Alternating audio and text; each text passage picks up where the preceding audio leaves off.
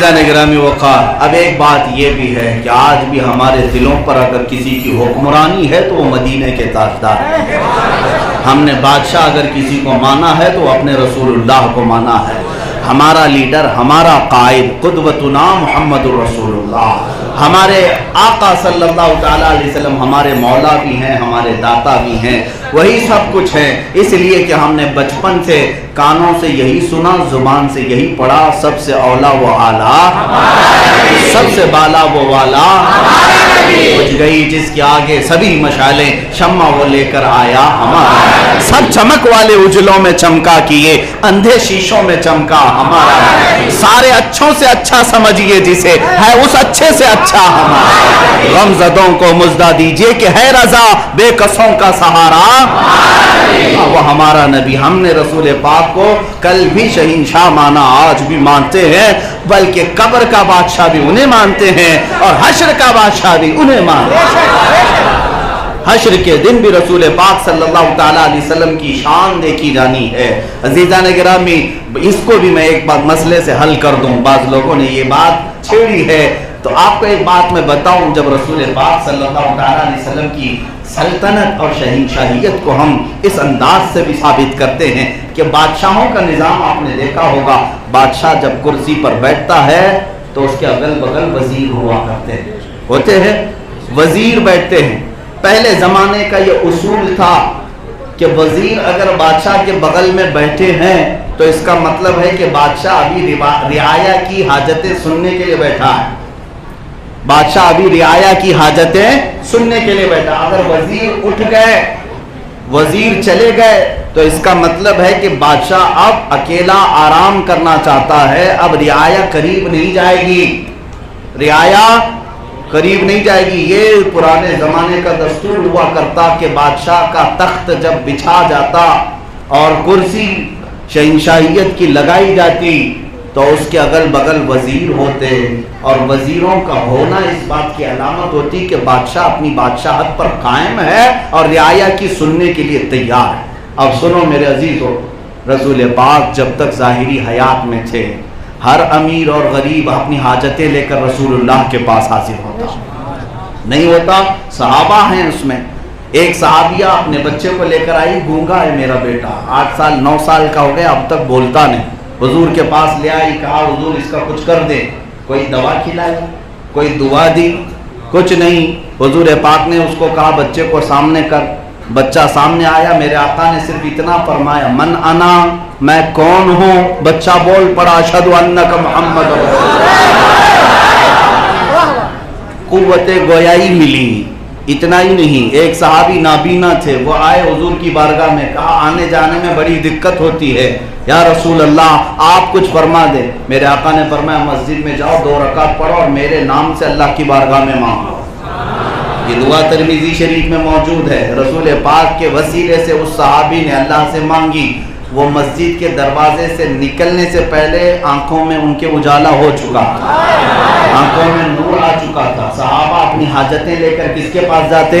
रसूल पाक के पास जाते। गुनाह हो जाए तो हुजूर के पास जाएं, बीमारी हो तो हुजूर के पास जाएं। यही तो अकीदा बरेली के ताजदार ने हमें दिया था, आंख अता कीजिए उसमें जिया दीजिए, जलवा करीब आ गया तुम पे करो, शाफियो नाफी हो तुम, वाफियो काफी हो तुम, दर्द को कर दो दवा।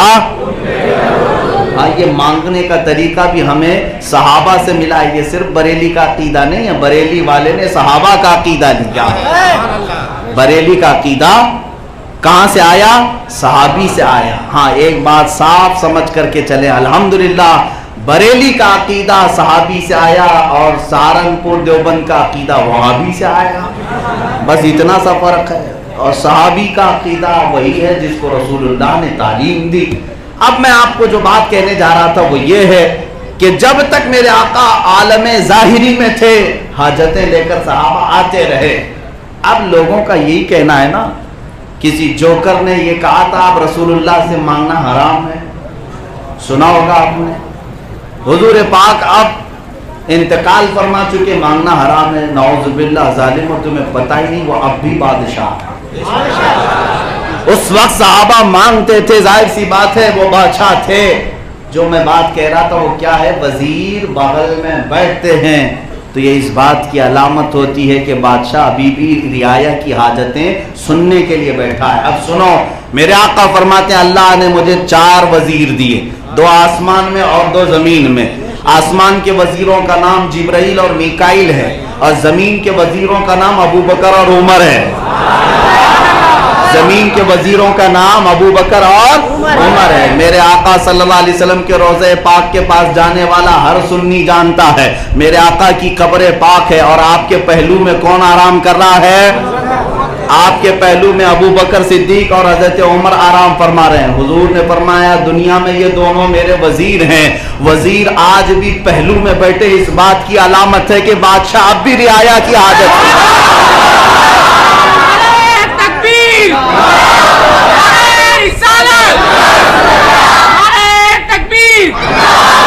اتنا ہی نہیں، مفتی سلمان اظہری صاحب، اتنا ہی نہیں میرے عزیزو، وہ رسول پاک کے پہلو میں ابھی صدیق اکبر بھی جلوہ بار ہیں، فاروق اعظم بھی جلوہ بار ہیں، دونوں وزیر اس بادشاہ اعظم کے پاس آج بھی ہیں۔ یہ اس بات کی علامت ہے کہ بادشاہ ابھی بھی امت کی حاجتیں سننے کے لیے دروازہ کھلا رکھا ہے۔ اور حضور پاک فرماتے ہیں قیامت کے دن جب سور پھونکا جائے گا، جب سور پھونکا جائے گا، محشر کا میدان جو قائم ہونے والا ہے اس کے بارے میں حضور فرماتے ہیں جو سب سے پہلے محشر کے میدان میں اپنی قبر سے اٹھیں گے کون؟ حضور فرماتے ہیں سب سے پہلے میں اٹھوں گا، اور اس کے بعد ابو بکر اور پھر عمر اٹھیں گے۔ حضور فرماتے ہیں میں میدان محشر میں بھی اس حال میں آؤں گا کہ میرا ایک ہاتھ ابو بکر کے کندھے پر ہوگا، دوسرا عمر کے کندھے پر ہوگا۔ یا رسول اللہ، محشر کے دن بھی دونوں وزیر پہلو میں ہیں، پتہ یہ چلا کہ وہاں پر بھی چلے گی تو صرف مصطفیٰ کی چلے گی۔ اعلیٰ حضرت نے یہی تو فرمایا ہے خلیل و نجی مسیح و صفی سبھی سے کہیں نہ بنی، یہی فرماتے ہیں اعلیٰ حضرت خلیل و نجی مسیح و صفی سبھی سے کہیں نہ بنی، یہ بے خبری کی خلق پھری کہاں سے کہاں تمہارے۔ یا رسول اللہ، یہ بے خبری کی خلق پھری کہاں سے کہاں تمہارے لیے، اور محشر کا میدان بھی اسی لیے قائم کیا گیا ہے، فقط اتنا سبب ہے ان عقاد بزم محشر کا کہ ان کی شان محبوبی دکھائی جانے والی ہے۔ عزیزان گرامی وقار، اب میرے آقا صلی اللہ علیہ وسلم کو جو مردہ کہے معاذ اللہ، وہ ازلی مردہ ہے، اس کا دل مردہ، اس کی آنکھیں مردہ، اس کی عقل مردہ۔ جس نے رسول پاک صلی اللہ تعالیٰ علیہ وسلم کے لیے ایسا لفظ استعمال کیا، مولا تعالیٰ اس کی ہدایت اور اس کے ایمان کو ختم فرما چکا ہے، اس کے قلب پر مہر لگ چکی ہے۔ لیکن اے سنی مسلمانوں، اپنے نبی رحمت صلی اللہ تعالیٰ علیہ وسلم کے عاشقوں کا حال تو یہ ہے۔ ابو ایوب انصاری جو رسول پاک کے میزبان ہیں، حضور کی وفات کے 60 سال کے بعد حضور کی قبر انور کے پاس جا کر بیٹھتے۔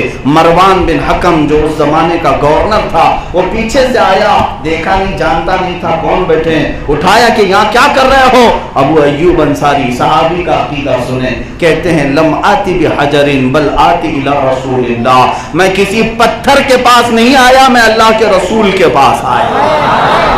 صحابہ کا بھی یہی عقیدہ تھا کہ قبر میں جانے کے بعد بھی وہ اللہ کے رسول ہی ہیں، وہ اللہ کے رسول ہیں۔ میرے عزیزو، اسی لیے تو آج بھی ہمارے کلمے میں یہی ہے لا الہ الا اللہ محمد رسول اللہ۔ لا الہ الا اللہ کا مطلب کیا ہے؟ اللہ کے سوا کوئی معبود نہیں، محمد رسول اللہ، اس کا معنی کیا ہے؟ محمد اللہ کے رسول ہیں کہ تھے؟ اللہ اکبر، اللہ نے اتنی عقل تو مسلمانوں کو دی، گرامر عربی کے نہیں جانتے پھر بھی کہتے ہیں محمد اللہ کے رسول۔ تو ان ظالموں کو کیوں نہیں سمجھاتے جو کہتے ہیں مر کر مٹی میں مل گئے؟ معاذ اللہ، ہم کلمے میں بھی کہتے ہیں محمد اللہ کے رسول ہیں، محمد اللہ کے رسول ہیں، اس کا مطلب ہے کہ آج بھی میرے آقا صلی اللہ علیہ وسلم رسول ہیں، کل بھی تھے اور قیامت تک رہیں گے۔ حضور پاک صلی اللہ تعالیٰ علیہ وسلم عالم برزخ میں آج بھی باحیات ہیں۔ اب آئیے جو بات شان مصطفیٰ صلی اللہ تعالیٰ علیہ وسلم کے متعلق ہے، وہ چند باتیں میں آپ کے سامنے عرض کروں۔ رسول پاک کے مقام کو ہم غریب اور ہم غلام کیا بیان کریں، در حقیقت ہم اپنی شان ہی بلند کرتے ہیں۔ جو بھی رسول پاک کی بات کرے گا اس کی عزت بڑھ جائے گی. اتنی بات یاد رکھنا, جو نبی کی بات کرے گا اس کی بات بڑھ جائے گی. پوری کائنات میں صحابہ اکرام رضوان اللہ تعالی علیہ مجمعین یہی تو کہتے تھے, جب تک بکے نہ تھے